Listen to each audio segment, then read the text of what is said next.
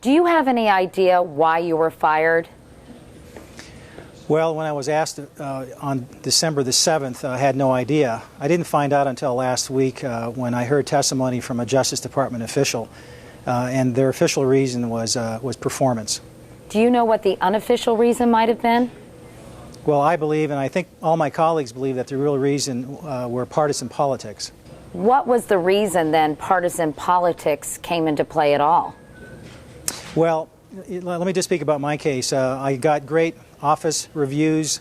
I was not on any kind of resignation list until November 15th of 2006, and that was just a few weeks after I received two very inappropriate calls by two members of Congress, Congresswoman Heather Wilson and Senator Pete DeMint. They called me and asked me inappropriate questions about alleged corruption matters. When you say alleged corruption matters, what exactly do you mean? Well, what I can tell you is in the local media here, there was widely reported stories about further corruption cases.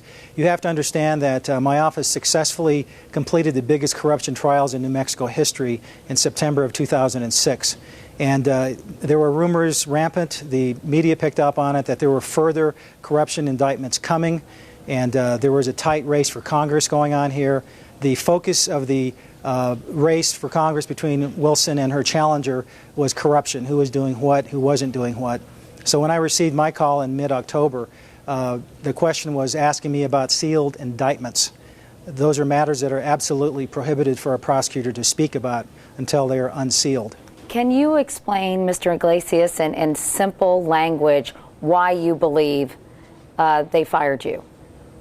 I believe I was fired because I did not play ball with two members of the Republican delegation here in New Mexico. I did not give them privileged information that could have been used for partisan political reasons in the October and November timeframe in the congressional race. And in fact, when Congresswoman Wilson and Senator DeMint called you, did you have any inkling that the pressure was on and this was coming? I had no idea. They had never contacted me previous about any case like that. There was never any phone calls, no calls at home. And in the case of Senator DeMint, I was in my home over a weekend.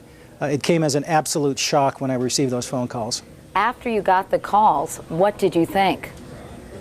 Well, not only did I think something bad had just happened in terms of inappropriate pressure put on me to hurry up and drop the indictments, I actually felt physically sick. I felt that sinking feeling in my stomach after I got off the phone with the senator.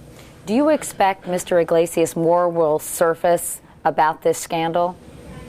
I think that's probably right. Had somebody told me 2 weeks ago where this case was unfolding, I would have been stupefied. I think there's still more that needs to be done, and I applaud Congress. I applaud the Senate subcommittees who are looking into this matter, into getting down to the brass tacks, so to speak, to figure out what's going on. Upon further investigation, what do you think will be revealed? Boy, I really hate to speculate, but I can tell you that chiefs of staff who work for members of the cabinet do not keep information to themselves. Their job is to relay information, to be conduits of information to their bosses. And I just cannot believe, based on my experience in Washington, D.C., where I lived for 5 years, that former Chief of Staff Kyle Sampson kept this information to himself. But you have said in the past, Mr. Iglesias, that you respect Attorney General Gonzales, and you even asked his assistant if you could use the Attorney General as a job reference when it comes to looking for future employment. Do you still feel that way? I respect where he's come from. I respect the long climb up from a very humble beginning in South Texas.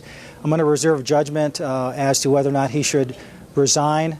In fact, yes, I did ask his chief of staff for a letter of recommendation for the simple purpose of finding out, is this really performance-based? Because if it was based on my performance, they would have not agreed to write a letter on my behalf. So it was a test. And that told me that performance was not the true issue, rather politics were.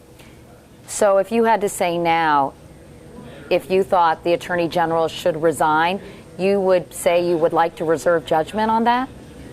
I would like to reserve judgment, and this is really a matter between the White House and Capitol Hill to work out. U.S. attorneys serve at the pleasure of the president. Do you believe the White House and the Justice Department were within their rights to let go of 8 U.S. attorneys? Not under these circumstances. When they testified under oath in front of the U.S. Senate that we had performance-based reasons, they knew or should have known that we did not. And that's a very serious matter to misrepresent in front of the United States Senate. What will you do now? Well, I was planning on taking the month of March off and do as little as possible, but unfortunately that's not proven to be the case. I do not want to involve myself in politics. I want to get in the private sector. I've got some military duty coming up next month, and I hope to land in the private sector sometime in late April. What does this tell you as a lawyer about the way the Bush administration operates? I'm just horribly disappointed in how the Justice Department handled this. You know, we're supposed to be the good guys. We're supposed to be the ones telling the truth and making sure justice is done. And how I was treated and how my colleagues were treated is just unconscionable. I mean, all I want out of this, Katie, and I think my colleagues would agree, is all we want is a simple apology and thanks for service done. That's it. Do you think you'll ever get either of those things? Well, having worked for the government for most of my 22 years as a lawyer, it's like pulling teeth to get the government to admit fault. I personally drafted one letter of apology for the city of Albuquerque, but that was very difficult, but it was the right thing to do, and we did it. What have you learned from this experience, you think? Well, what I learned from this experience was, you know, rule of law means exactly that.